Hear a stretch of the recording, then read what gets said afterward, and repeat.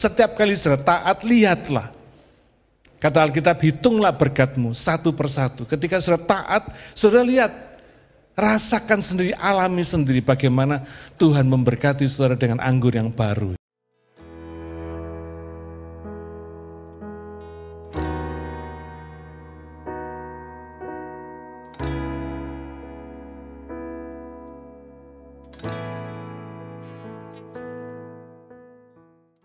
Good morning saudara, selamat pagi. Meskipun hari ini banyak yang holiday, keluar kota, ada yang ke Indonesia dan sebagainya, tapi saya percaya tidak mengurangi kehadiran Tuhan di tempat ini. Amin.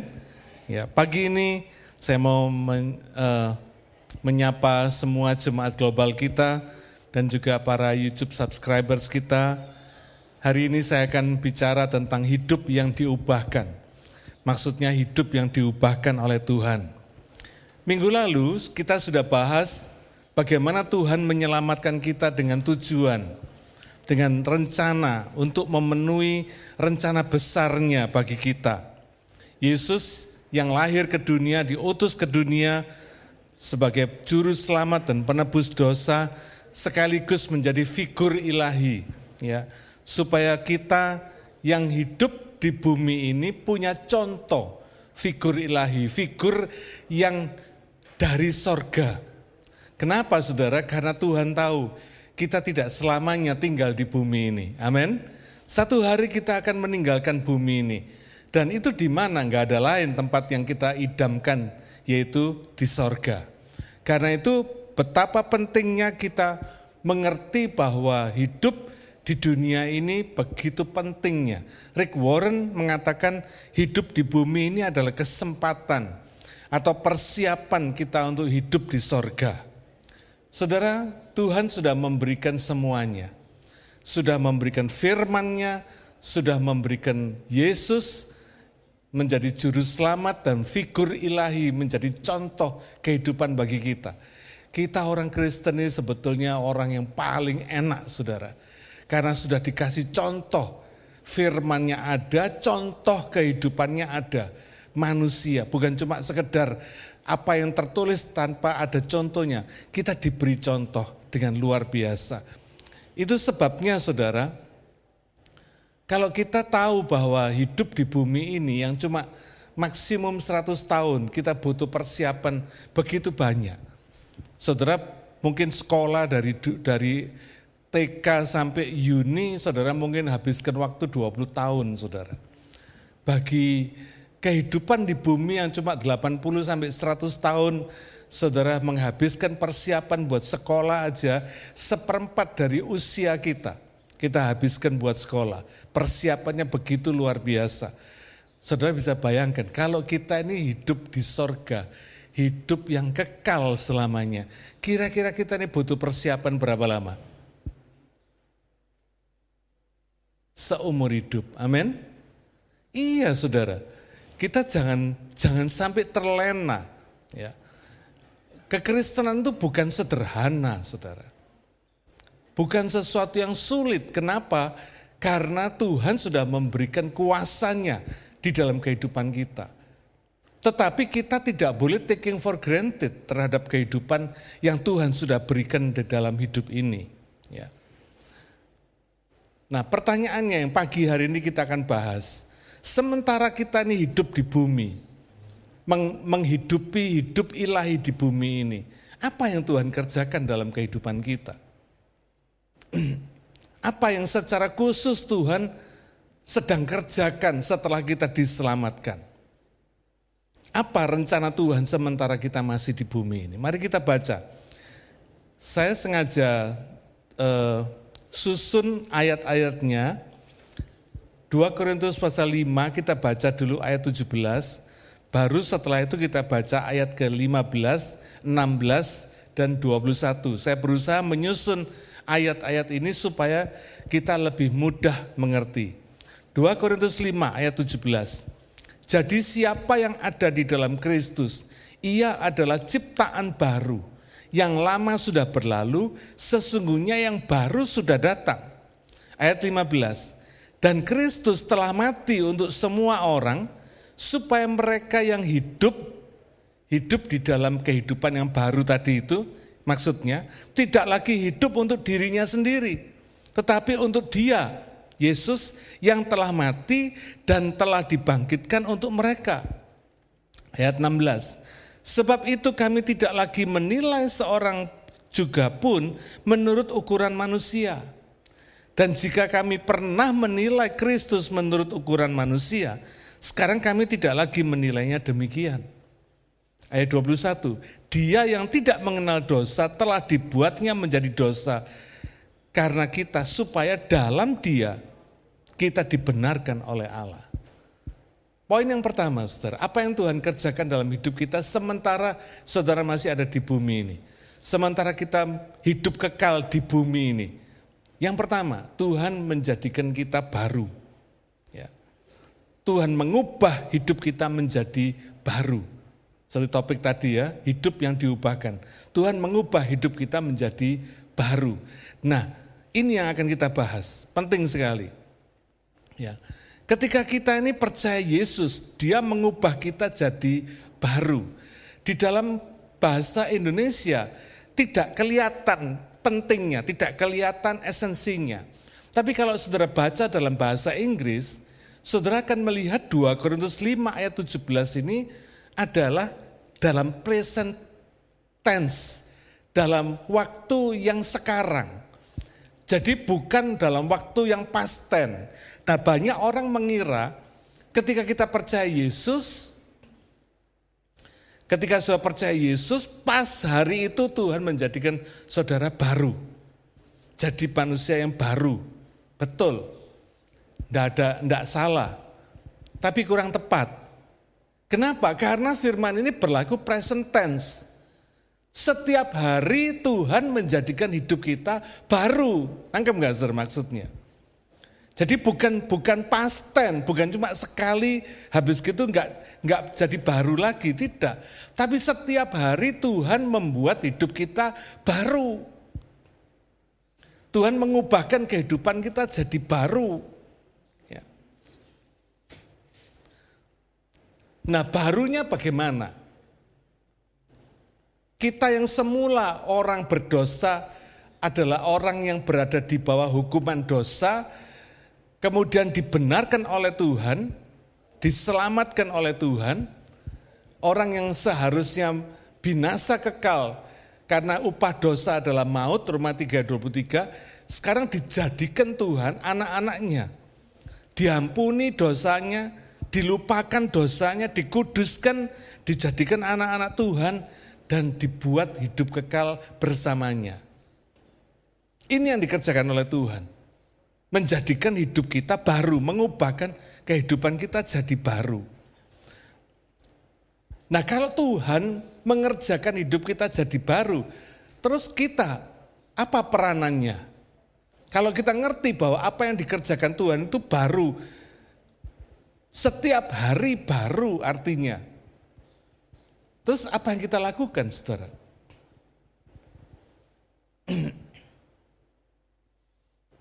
Kita harus ingat bahwa berkat Tuhan itu selalu baru tiap pagi.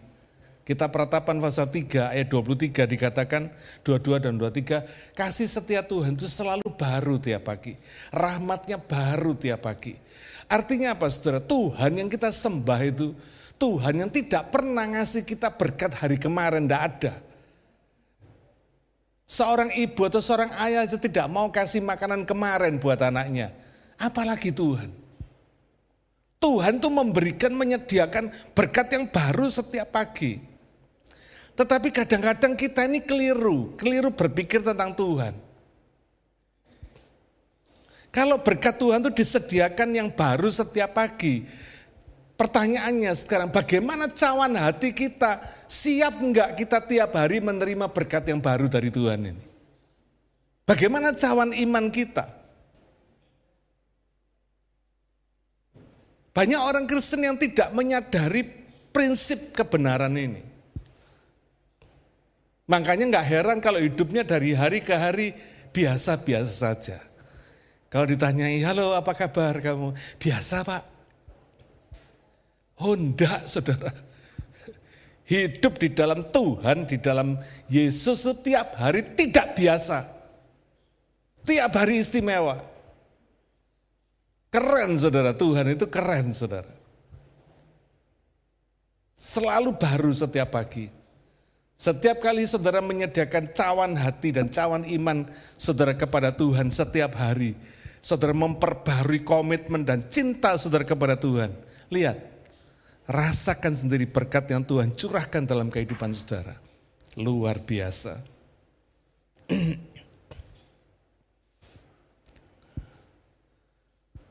Matius 9 ayat 17 berkata apa? Anggur baru harus disimpan dalam kantong yang baru. Supaya keduanya tidak terbuang sia-sia. Supaya terpelihara kedua-duanya. Supaya tidak terbuang sia-sia. Matius 9 ayat yang ke-17. Ini prinsipnya saudara. Nah saudara percaya enggak kalau Tuhan itu setiap hari memberikan anggur baru dalam kehidupan saudara. Anggur baru dalam rumah tangga saudara. Anggur baru dalam pekerjaan saudara. Anggur baru dalam pelayanan saudara. Anggur baru dalam segala sesuatu yang saudara kerjakan. Dan ingat, anggur yang baru membutuhkan kantong yang baru. Supaya terpelihara kedua-duanya katanya. Supaya enggak terbuang sia-sia. Anggur barunya terbuang, kita enggak dapat apa-apa. Kira-kira gitu. Ini yang dimaksudkan oleh Tuhan. Karena itu prinsip kebenaran, pengertian tentang baru ini. Tuhan menjadikan, mengubahkan hidup kita menjadi baru ini, itu dikerjakan tiap hari saudara. Saudara dikerjakan dengan yang baru ini supaya saudara bisa menerima berkat yang baru. Supaya Tuhan bisa mencurahkan anggur yang baru. Dibutuhkan kantong hati yang baru, kantong iman yang baru. Untuk bisa menerima anggur baru dari Tuhan. Jangan dianggap biasa. Tuhan itu selalu mengupdate berkatnya. Siapa yang percaya? Iya saudara, Tuhan itu mengupdate berkatnya. Saudara pasti keberatan kalau saudara dikasih berkat Tuhan 20 tahun yang lalu. Mungkin 20 tahun yang lalu saudara dikasih lollipop, saudara sudah happy. Sekarang kalau saudara dikasih lollipop, cukup? Enggak cukup. Saudara membutuhkan paha ayam. Tuhan itu mengupdate berkatnya setiap hari. Karena itu sediakan hati dan pikiran saudara menjadi kantong anggur yang baru. Supaya ketika Tuhan curahkan anggur yang baru itu, saudara bisa menerimanya, saudara bisa menyambutnya dengan penuh sukacita. Dan bisa menikmati, merasakan anggur yang baru tadi itu dalam hidup saudara. Saudara akan bisa merasakan sendiri betapa sesuatu yang baru dari Tuhan itu betul-betul baru saudara. Betul-betul brand new, belum ada sebelumnya. Saudara akan merasakan dan mengalami sendiri apa yang dikatakan baru ini. Kadang-kadang kita ini keliru menilai Tuhan. Ya, keliru menilai Tuhan. Yang dimaksudkan Tuhan baru itu betul-betul luar biasa saudara. Yang belum pernah saudara lihat. 1 Korintus 2:9. Apa yang tidak pernah kelihatan oleh mata. Apa yang tidak pernah terdengar oleh telinga. Apa yang tidak pernah terbit dalam hati manusia. Apa?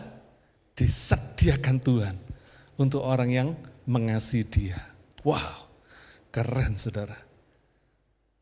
Hidup ini kalau diberikan anggur baru setiap hari, saudara akan merasa hidup ini luar biasa. Setiap kali saudara melihat ke belakang, saudara berkata, aduh sayang banget ya. Kenapa dulu-dulu enggak aku jalani seperti hari ini.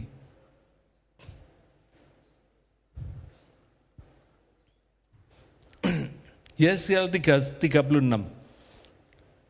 ayat yang ke-26 dan 27. Kamu akan kuberikan hati yang baru dan roh yang baru di dalam batinmu. Dan aku akan menjauhkan dari tubuhmu hati yang keras, dan kuberikan kepadamu hati yang taat. Rohku akan kuberikan diam di dalam batinmu, dan aku akan membuat kamu hidup menurut segala ketetapanku, dan tetap berpegang pada peraturan-peraturanku dan melakukannya. Ini loh yang dikerjakan Tuhan. Memberi hati yang baru, roh yang baru di dalam batin kita, dalam hati kita, dan menjauhkan dari tubuh kita hati yang keras, hati yang kepala batu, dan kuberikan kepadamu hati yang taat. Jadi setiap hari saudara diuji, apakah ketaatan saudara hari ini lebih dari kemarin? Atau mungkin lebih sedikit daripada yang kemarin?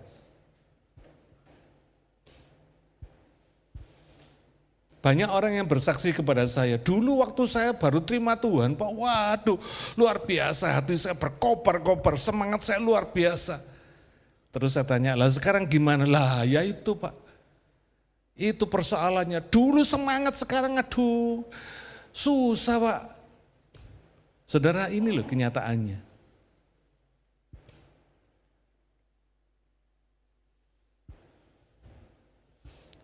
Ini yang baru yang setiap hari Tuhan kerjakan. Hati yang keras dihilangkan, dijauhkan. Tapi diberikan hati yang taat. Jadi mestinya setiap hari kalau saudara rindu akan anggur baru Tuhan, sediakan hati yang taat. Hati yang keras jauhkan. Kepala batu jangan bangga sama kepala batu saudara. Ya. Hilangkan. Karena Tuhan akan membuat kamu hidup menurut segala ketetapanku. Saudara, inilah yang indah. Ketika saudara mentaati Dia, Tuhan memberkati kita luar biasa. Tuhan itu mengalirkan berkatnya karena apa? Ketaatan kita. Yang diberkati Tuhan itu ketaatan kita. Saudara nggak percaya, cobaan. Setiap kali saudara taat, lihatlah. Kata Alkitab, hitunglah berkatmu satu persatu. Ketika saudara taat, saudara lihat, rasakan sendiri, alami sendiri bagaimana Tuhan memberkati saudara dengan anggur yang baru itu.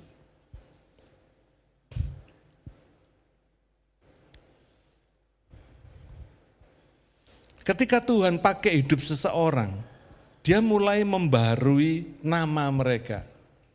Lucu ya, Tuhan ini luar biasa. Nama mereka diperbarui. Kenapa? Karena nama itu mengandung identitas dan karakter, saudara. Makanya jangan sembarangan pakai nama. Ya. Jangan sampai pakai nama bego beneran, saudara. Ya. Jangan. Ya. Abram, artinya bapak yang ditinggikan, diganti sama Tuhan. Jadi Abraham, bapak banyak bangsa. Coba saudara lihat ya. Beda dikit tapi beda arti. Sarai artinya putriku, diganti Sarah, putri banyak bangsa. Saulus yang artinya penghancur, diganti jadi Paulus, yang artinya orang kecil, bukan siapa-siapa. Orang yang rendah, gak ada apa-apanya, kira-kira gitu. Simon, bahasa Ibraninya Simeon, artinya dia mendengar, diganti Petrus, batu karang. Jadi bukan cuma mendengar tapi jadi batu karang yang teguh. Yakub, artinya cerdik, penuh muslihat, diganti jadi Israel, yang artinya biar Tuhan berjaya. Saudara lihat ya, Tuhan itu begitu concern terhadap yang baru ini. Lah kalau kita itu tidak concern terhadap apa yang Tuhan kerjakan, rugi kita, saudara. Kita akan miss apa yang dikerjakan Tuhan. Apa yang Tuhan jadikan baru setiap hari dalam hidup kita. Miss kita. Dan kalau kita miss bis kota, kita masih bisa dapat bis kota yang lain. Tapi kalau miss kesempatan berkat Tuhan, saudara mungkin gak bisa terima selamanya. Karena jangan remehkan Tuhan. Ya. Perubahan nama ini jelas bukan tujuan akhir, karena yang diharapkan Tuhan dari perubahan nama ini adalah perubahan identitas dan karakter kita. Yang semula duniawi menjadi ilahi. Yang semula sesuai dengan cita-cita manusia, sekarang sesuai dengan rencana Tuhan. Ya. Karakter yang menjadi ilahi inilah yang dituju oleh Tuhan. Supaya pembaruan-pembaruan yang Tuhan kerjakan dalam hidup kita itu memperbarui karakter kita. Memperbarui identitas kita di hadapan Tuhan dan di hadapan dunia ini. Ya. Orang mengganti bahan bakar dengan oktan 98. Tujuannya kan supaya mesin mobilnya bisa lebih berfungsi dengan baik kan. Mesinnya sama, tapi begitu diganti bahan bakarnya, lain ceritanya saudara. Kalau saudara dikasih mesin pakai bahan bakar etanol, begitu saudara accelerate, saudara gas, berebet ya, tapi begitu oktannya 98 digas, jus, lari kencang saudara. Nah inilah sebetulnya yang Tuhan mau. Kenapa sih Tuhan mengerjakan pembaruan-pembaruan dalam kehidupan kita? Hidup kita ini diubahkan jadi baru setiap hari, setiap saat. Kenapa? Ya karena kita ini Tuhan mau supaya kita ini lari kencang saudara. Supaya kita ini bisa lebih berfungsi, lebih dahsyat di dalam tangan Tuhan.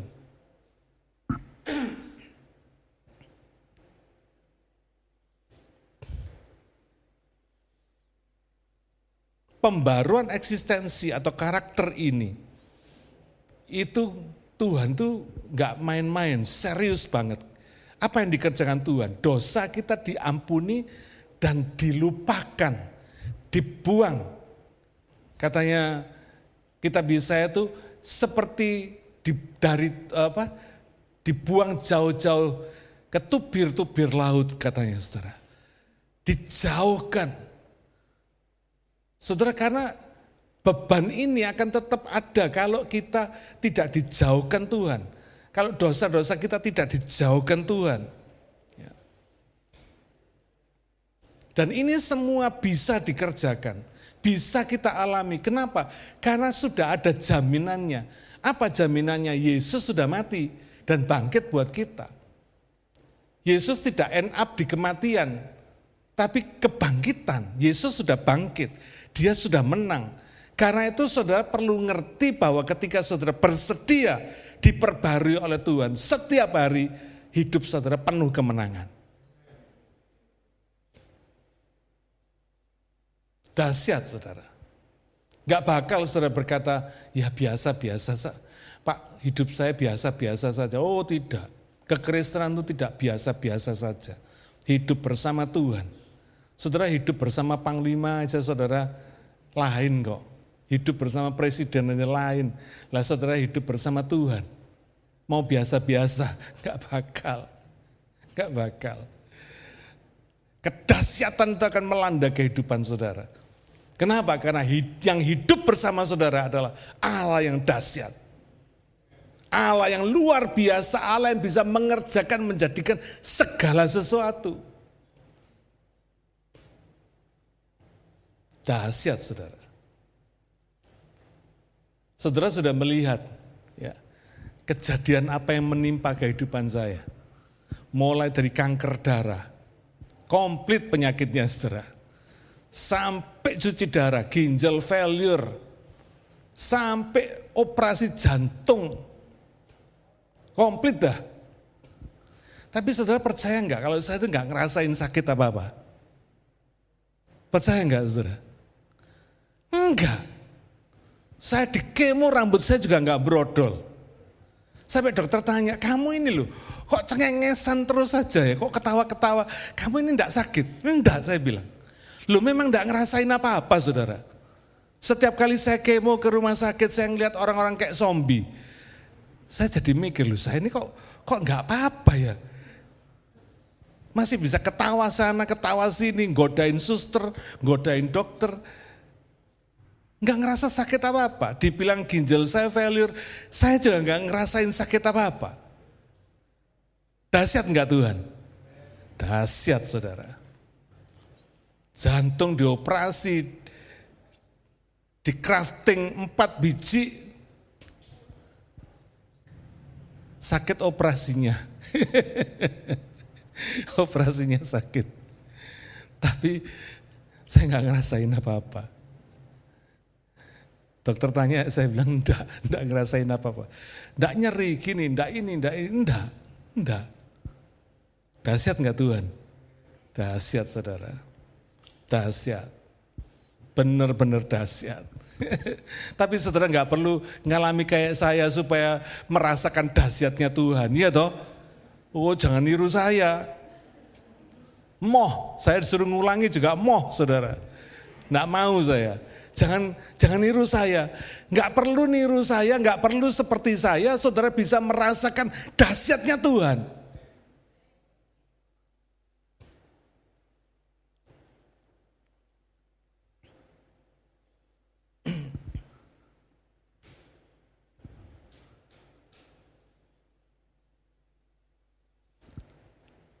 Nah sekarang bagaimana praktisnya kita? Tadi sudah kita bahas sebagian. Ya. Bagaimana kita perlu menyediakan cawan hati yang baru. Cawan hati yang bukan hati yang keras tapi hati yang taat. Bukan hati yang melawan Tuhan tapi hati yang mau melakukan kehendak Tuhan. Itu ketaatan yang Tuhan mau. Ya. Apa yang kedua? Bagaimana praktisnya sementara saudara hidup di bumi ini tapi hidup secara ilahi seperti di sorga. Ayat 16 dan 21 kalau saudara perhatikan. Dikatakan kita tidak boleh menilai seorang menurut ukuran manusia, tapi menurut ukuran Tuhan. Karena Yesus sendiri pun juga dulu pernah dinilai seperti ukuran manusia. Yesus tuh sampai hari ini tidak dipercaya sebagai Mesias dan Juru Selamat. Karena dianggap orang gagal, saudara. Padahal mati di kayu salib itu untuk penebusan dosa, untuk membayar dosa kita. Tapi dianggap orang gagal, dinilai orang gagal, bukan Mesias. Dianggap orang yang tidak berhasil, yang mati digantung di atas kayu salib. Itu Yesus pernah dinilai secara ukuran manusia seperti itu. Dan sampai hari ini. Nah praktisnya apa sih? Kita tuh tidak boleh menilai orang menurut ukuran manusia, itu praktisnya gimana? Dunia ini sudah biasa, saudara. Manusia itu dinilai dari apa? Dari duitnya, dari pangkatnya, dari apa yang dia punya. Itu dunia ini menilai. Kalau saudara nyetir Mercedes sama nyetir gerobak beda. Orang menghargai saudara beda. Ya. Saya punya pengalaman lucu waktu saya masih di Indonesia. Bos saya itu paling fanatik, saudara. Ada 5 direktur tapi tidak boleh nyetir. Cuma saya yang boleh nyetir mobilnya dia. Jadi kalau saya pergi nyetir mobilnya dia, yang dibukain pintu siapa? Bukan bos saya saudara. Kalau hujan yang dipayungi siapa? Saya, karena saya nyetir. Mobil mewahnya saya nyetir. Itu dunia, saudara. Nah kita tidak boleh menilai manusia dengan ukuran seperti itu. Tapi harus menilai manusia itu dengan ukuran seperti Tuhan menilai manusia. Nah apa kira-kira Tuhan menilai manusia? Manusia itu berharga. Tidak peduli saudara punya apa. Tuhan itu tidak pernah menilai saudara punya apa. Tapi yang dinilai siapa saudara. Itu yang dinilai oleh Tuhan. Karena itu bagi Tuhan semua orang ini bernilai sama. Sama-sama berharganya. Sama-sama dicintai oleh Tuhan. Sehingga kalau kita menilai manusia seperti ukuran manusia, kita akan salah. Di hadapan Tuhan kita salah. Kita jadi membeda-bedakan manusia dari apa yang mereka punya. Tapi Tuhan tidak pernah membedakan orang dari apa yang dia punya. Amin. Tuhan selalu melihat siapa dia. Sesederhana apapun. Tuhan bilang kalau kamu memberikan secangkir air kepada umatku, hambaku yang paling hina ini aja, kamu sudah lakukan itu buat aku, kata Tuhan. Jadi jangan kita mengulangi kesalahan yang sama yang telah dilakukan oleh orang Yahudi kepada Yesus yang pernah menilai Kristus menurut ukuran manusia. Ya. Yesus digantung di kayu salib, biar Yesus tidak dihargai, dia tetap berharga. Biar dia tidak dihormati oleh orang Yahudi, dia tetap terhormat, saudara. Ya. Dia raja segala raja. Dia yang suci tidak mengenal dosa dibuat menjadi orang berdosa di kayu salib karena apa? Memikul dosa kita, dicurahkan kepada dirinya di atas kayu salib supaya kita boleh diselamatkan. Jadi ketika kita melihat manusia yang lain, kita harus bisa melihat seperti Tuhan melihat mereka. Aduh, kasihan orang-orang. Kalau mereka belum diselamatkan, kasihan ini orang-orang. Biarpun mereka kaya raya, tidak ada gunanya. Apa gunanya katanya mendapatkan seluruh isi dunia tapi hilang nyawanya. Tidak ada gunanya. Kasihan orang-orang seperti itu. Harus ada rasa belas kasihan di dalam hati kita. Kita ini seringkali kan penilaian kita tuh dipengaruhi dengan apa yang kita lihat dan kita rasakan, kita dengar. Aduh, orang ini bikin kesel saya. Udah males saya kan gitu toh. Karena apa? Karena dia bikin kesel. Padahal Tuhan cinta. Iya.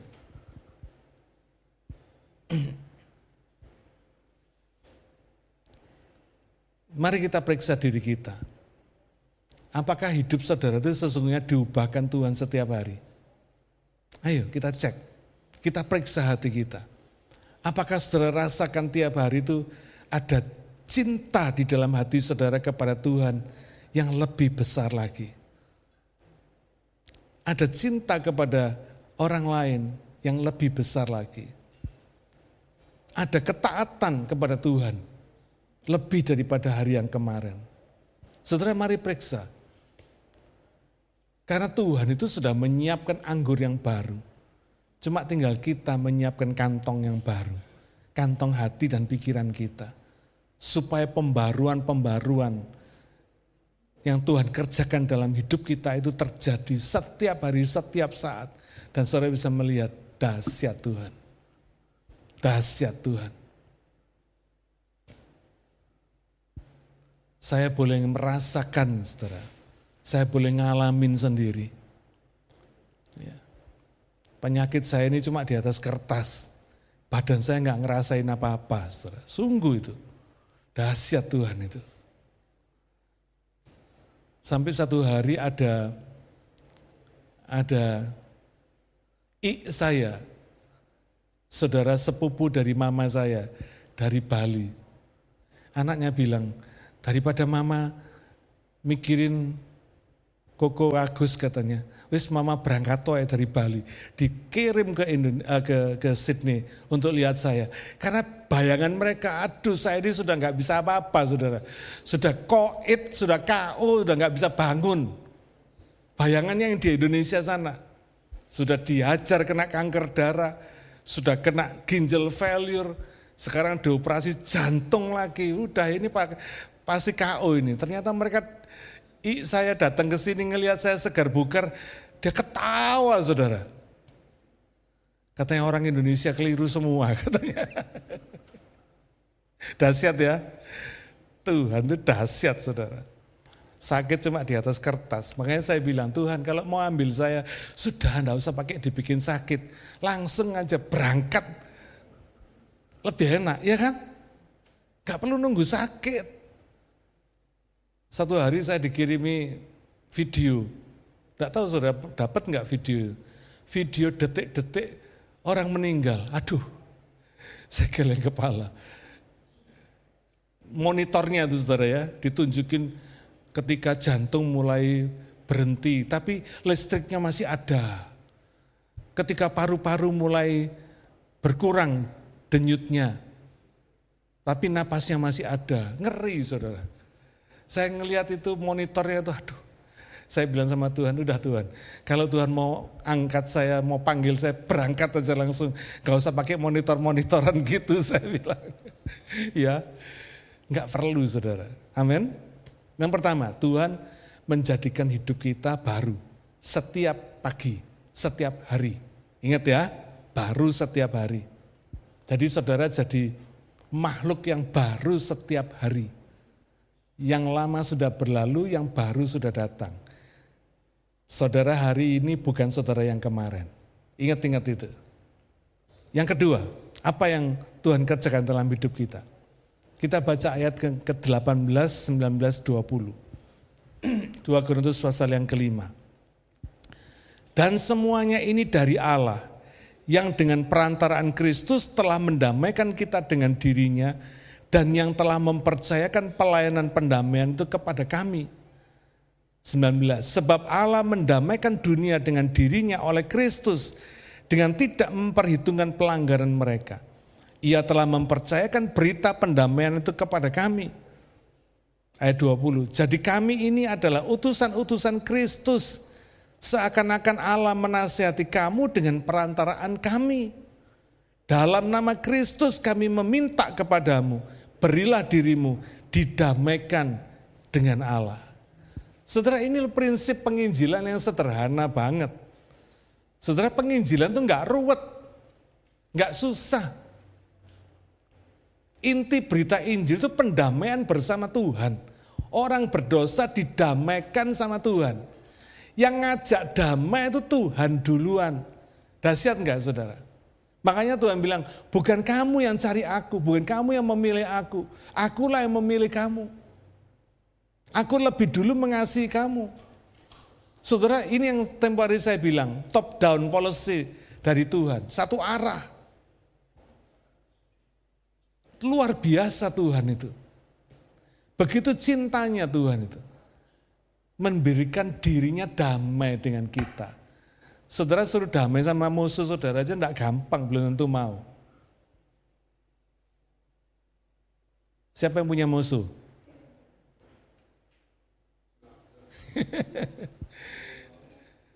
Saudara suruh mengampuni aja masih mikir-mikir.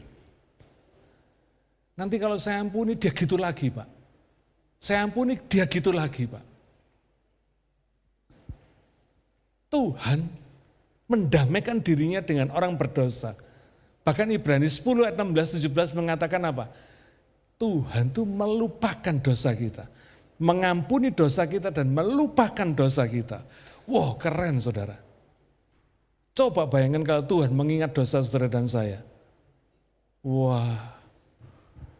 Andai kata Tuhan bilang, dosamu terukir di dalam hatiku, wacilaka kita saudara. Untung Tuhan itu melupakan dosa kita. Mendamaikan dirinya dengan kita dengan cara tidak memperhitungkan pelanggaran kita. Melupakan dosa kita. Dahsyat enggak saudara? Saya mau tanya sih, ada enggak sih orang normal yang tidak mau didamaikan sama Tuhan? Enggak ada. Semua orang yang takut mati saudara. Kenapa kok orang ini takut mati? Ya karena mereka ngerti mereka punya dosa. Konsekuensinya dosa ini yang mereka takut. Makanya takut mati. Nah saudara bayangkan kalau sekarang saudara datang kepada mereka, lalu saudara berkata sama mereka, aku minta kepadamu demi nama Yesus, damaikan dirimu dengan Tuhan. Masa gak mau? Mau saudara. Jadi penginjilan itu sederhana. Mendamaikan Tuhan dengan orang lain. Jadi damai, kita ini damai dengan Tuhan. Lalu kita ini damai dengan diri sendiri. Setelah itu kita mendamaikan orang lain dengan Tuhan. Baru kita bisa mendamaikan orang lain dengan orang lain.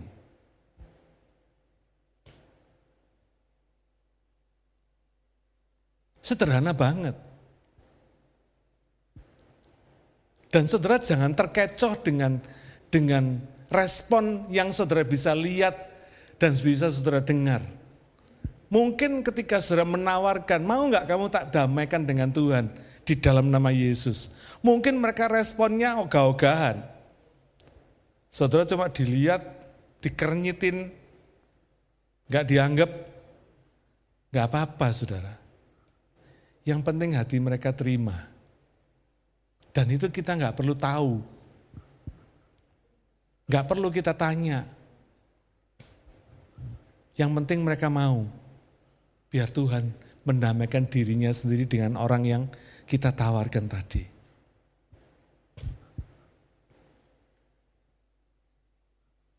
Pembaruan tadi itu seperti yang kita katakan itu dari Tuhan, dilakukan oleh Tuhan. Ya. Karena ia mendamaikan kita orang berdosa ini dengan dirinya, dengan perantaran Kristus. Itu sebabnya bagi saudara yang sudah mengalami pendamaian ini, Tuhan mau supaya kita menjadi utusan-utusan Kristus untuk mendamaikan orang lain dengan Tuhan. Ingat saudara yang saya selalu katakan, kenapa sih orang yang sudah ngalami itu kalau dia berkata powerful? Seperti yang tadi saya katakan, saya sudah ngalami sakit penyakit yang sederet itu tadi. Kalau saya bersaksi, saudara pasti percaya.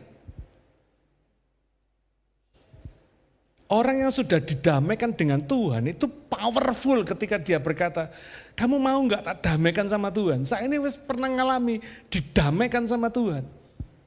Damai sama Tuhan, diampuni dosanya, dilupakan dosanya. Sehingga saya nggak perlu takut mati lagi. Kalau kamu masih takut mati, berikan dirimu untuk didamaikan dengan Tuhan. Siapa di sini yang masih takut mati? Siapa yang tidak takut mati? Puji Tuhan. Puji Tuhan. Iya. Jadi Tuhan mempercayakan berita pendamaian kepada saudara dan saya. Sebagai utusan-utusan Kristus yang sudah lebih dulu mengalami pendamaian dengan Tuhan. Makanya kalau saudara bersaksi powerful, orang bisa percaya. Yang lainnya takut mati, saudara nggak takut mati. Heran mereka, kenapa kamu kok bisa nggak takut mati? Ya karena aku sudah didamaikan dengan Tuhan, sudah berdamai dengan Tuhan. Ya. Makanya dikatakan di dalam ayat 10, seakan-akan Tuhan tuh menasehati orang lain, menasehati dunia ini dengan perantaraan kita, perantaraan orang percaya. Apa isi nasihatnya? Sederhana, berilah dirimu didamaikan dengan Allah di dalam nama Kristus. Sederhana, sesederhana itu saudara. Orang yang normal tidak akan menolak. Karena orang pasti mau diampuni dosanya. Hidup bermusuhan dengan Tuhan itu tidak enak saudara. Takut mati itu tidak enak saudara. Ya. Soichi Yokoi, seorang Jepang. Ya.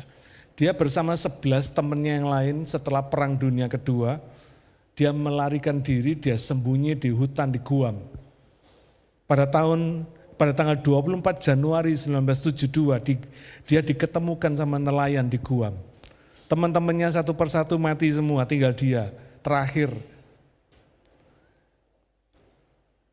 Bayangin, dari tahun 45 sampai tahun 72, 27 tahun sembunyi di dalam hutan karena dipikir perang masih berlangsung. Takut ditangkap, saudara. Bayangin ya. Bisa nggak saudara bayangin kalau saudara jadi jadi Soichi Yokoi ini. 27 tahun loh saudara, sembunyi di hutan.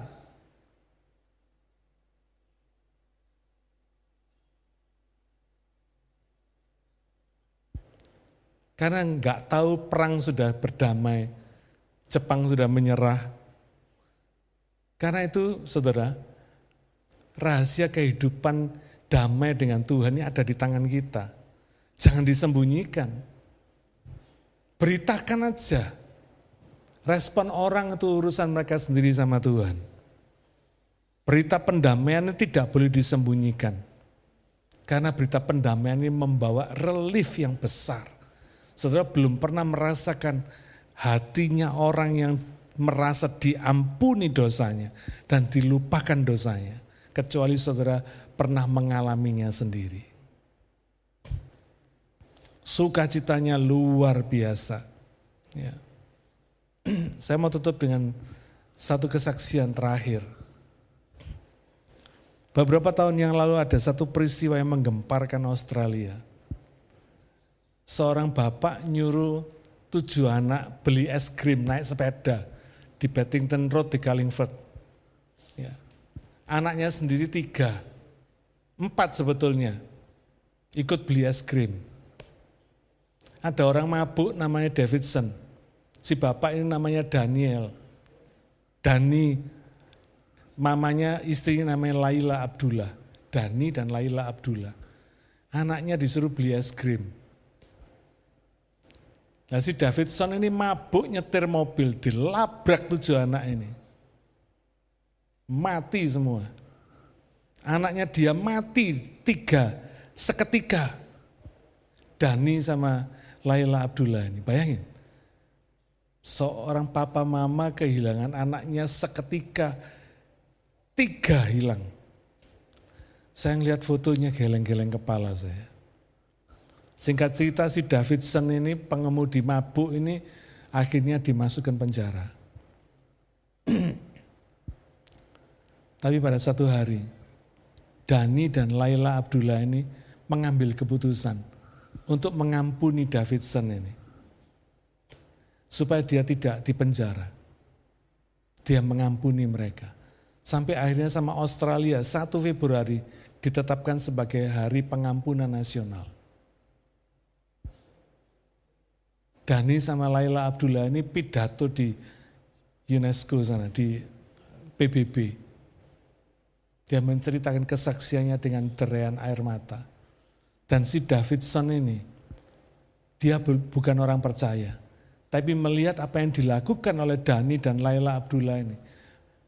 Yang mereka mau mengampuni dirinya. Padahal dirinya yang mencabut nyawa 3 anaknya. Akhirnya Davidson ini mengambil keputusan. Ikut mengikut Yesus. Mau percaya Tuhan Yesus. Saudara, kalau tadi yang pertama Tuhan mengubahkan kita menjadi baru setiap hari. Yang kedua, Tuhan mengubahkan kita jadi berkat. Hidup saudara bukan cuma jadi baru, tapi jadi berkat. Tiap hari saudara dijadikan berkat. Ada banyak orang yang akan dikirim Tuhan dalam hidup saudara untuk diberkati, untuk diampuni, untuk dilayani, untuk diperdamaikan dengan Tuhan. Mari kita berikan kantong hati yang baru. Supaya anggur baru Tuhan itu mengalir di dalam kita setiap hari. Dan kita bisa nikmati hidup yang dialiri oleh anggur baru ini. Yang penuh dengan berkat kasih rahmat Tuhan setiap hari. Nanti saudara rasakan sendiri. Hidup yang diberi anggur baru setiap hari sama Tuhan. Rasakan sendiri manisnya kehidupan saudara. Amin. Bukan tidak ada persoalan. Tapi saudara bisa merasakan manisnya kehidupan ini di tengah-tengah persoalan saudara. Saudara bisa bersuka cita di tengah-tengah persoalan saudara. Dan saudara perhatikan, ketika sukacita itu mengalir, ketika saudara hidup bersama Tuhan, ketika Tuhan itu mengubahkan hidup saudara menjadi baru dan menjadi berkat setiap hari, saudara rasakan persoalan saudara itu tidak jadi soal. Gak jadi masalah sama sekali. Sama seperti yang saya alami. Penyakit saya ini gak jadi masalah sama sekali, saudara. Di atas kertas saya sakit. Tapi sesungguhnya saya gak merasakan sakit. Amin. Siapa yang bersedia diperbarui Tuhan? Tiap hari. Jadi berkat tiap hari. Amin. Mari kita berdoa. Bapa, terima kasih. Kami bersyukur kepadamu karena Engkau mau memperbarui kami setiap hari. Menjadikan hidup kami, mengubahkan hidup kami jadi baru dan jadi berkat setiap hari. Bapa, terima kasih, kami sungguh bersyukur. Kami tahu kalau kami bisa jadi baru dan bisa jadi berkat, itu semua karena Tuhan. Karena Engkau yang sudah mengubah hidup kami dan membuat kami bisa jadi baru dan bisa jadi berkat. Bapa, berikan kepada kami keputusan-keputusan supaya kami tidak lagi melawan Tuhan, tapi mentaati Tuhan.